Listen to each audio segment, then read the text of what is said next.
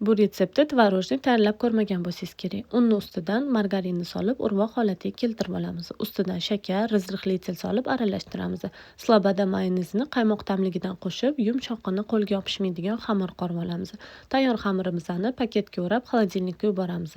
Bu orada nachinkasini tayyorlashga o'tamiz. Pyurmilkini zirnistый tvorogidan foydalandim. Choper yordamida однородный massa qilib aylantirib olamiz.